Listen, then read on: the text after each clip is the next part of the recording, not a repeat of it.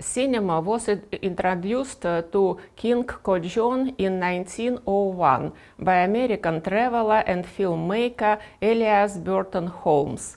The first public screening of films were organized in 1903 at Tandemun Market.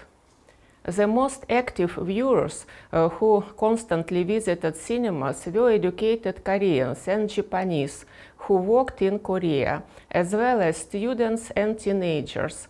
Hundreds of young citizens went to the cinema for new impressions, sensations, and knowledge. Since that time, Koreans have fallen in love with Charles Chaplin, Rudolph Valentino, and Lillian Gish. The first Korean film, Fight for Justice, was made in 1919 by director Kim Do-san. The film had Korean actors and a director, but the filming and editing was done by the Japanese. It was a melodrama with moving pictures played on stage. The Korean audience looked at the screen and saw on the stage not a pianist, as it was in Europe or in the United States of America, but a commentator, byeonsa, who explained in detail to the public everything that was happening in the film. The first film appeared in 1923, called The Vow Made Before the Moon, which was filmed under the control of the Japanese authorities in order to initiate savings. It was not a narrative, but rather propaganda film. Now let us speak about most famous Korean silent film. In 1926, Arirang was filmed, which was later recognized as the first masterpiece of Korean cinema. It was written and directed by 25-year-old Na Eun-gyu. The film tells about the first attempt at national resistance against the Japanese authorities, which took place on March 1st, 1919. The film was accompanied by the remarks of byeonsa. If there was a censor or other representative of the colonial authorities at the hall, the neutral text was given. In the absence, the narrator added satirical comments. Arirang has become a symbol of the liberation of Korea, and the popular song that gave the film its title is the anthem from the times of colonialism. A ferry boat that has no owner, 1932, directed by Lee Kyu-hwan.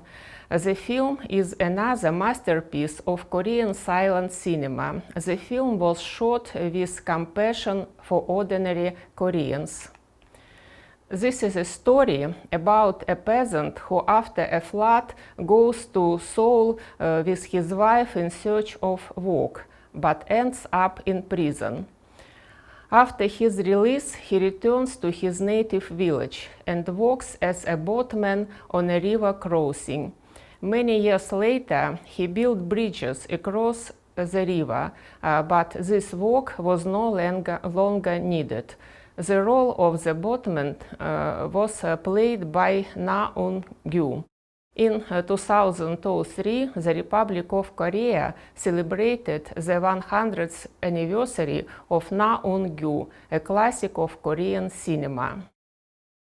The Venice Film Festival in 2003 showed a black and white comic short film with credits in the style of Charles Chaplin's films of the silent period. His film was based on the plot of the film Arirang by Na Un-gyu. Now let us move to sound films. On the slide you can see the first most important sound films produced in Korea on that times. The first Korean sound film, The Story of Chun-hyang, directed by Lee Myung-woo, was made in 1935. This film tells the classic love story on an upper class youth for a low-born girl. The viewers of this film, already tired of widespread censorship of the national flavor in the cinema, were happy to hear their native Korean speech from the cinema screen. However, the situation did not last long. The Japanese colonial government required Korean actors to speak Japanese and have Japanese surnames. In other words, they had to become completely Japanese. All this has led to the fact that Korean cinema no longer has enough enthusiasm and resources to compete with Japanese films in the box office. During the Second World War, they released films aimed at maintaining the morale of Japanese soldiers and carrying the correct ideological messages of the importance of serving the Imperial Japanese Army for the citizens of Korea. As for example, it was shown in the film Dear Soldier of 1944. In the film, the service of Koreans in Imperial Japanese Army was displayed in an ideologically correct way from the point of view of the Japanese administration. Next period we are going to discuss liberation, Korean War, post-war period. On August 15, 1945, Korea liberated itself from Japanese colonial domination. However, the conflict arose between the US and the USSR over the division of the Korean Peninsula. Two separate states were formed, the Republic of Korea and the Korean People's Democratic Republic.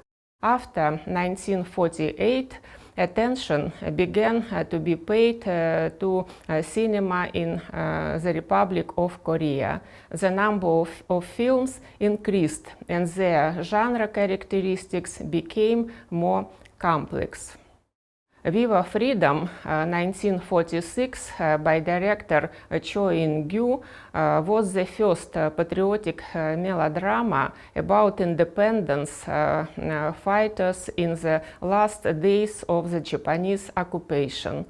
In the film, the underground looked like real heroes, and the audience immediately felt trust in them.